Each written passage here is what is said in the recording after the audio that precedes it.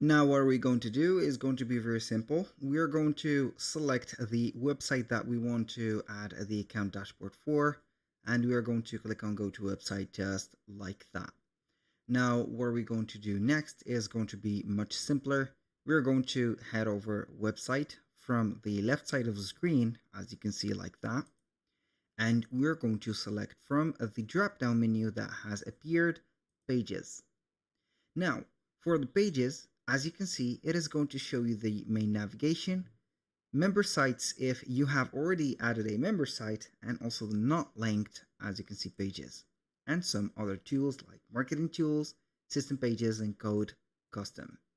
Now, how we can create member sites. The member sites are going to be paywalled or with pricing plans. Also, you can go ahead and make them for free. You need only to set up the login page for them. Now, to be able to add them, we're going to be on the main navigation, click on add new page, and we're going to find pages, collections, and more. So what we're going to do is going to be on the more, as you can see, we're going to have member site. You're going to create content for members only. So the project or the content that you're going to share for that is not going to be something that all the audience is going to be capable of seeing it. Click on member site. We're going to have two, as you can see, general member site interfaces or layouts. We have this one, but I would rather have this. So I'm going to choose one of these, and it is going to be creating them or created it. So we are going to name it maybe member site, or let's say here, I'm going to let it as member site. So when you click on the name of it, it is going to be setting up the pricing plan required for it. So here we have the selling tools, and we can go ahead and add a pricing plan for it. You can go ahead and add as many pages as you want, and it is going to be showing up right there.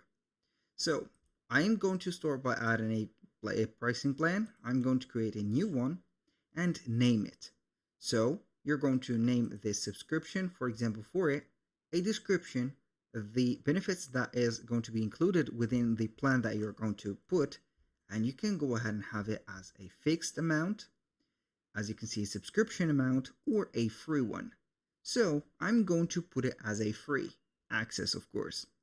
For the ones that want some exclusive content to show up, you need to set it up as a fixed amount.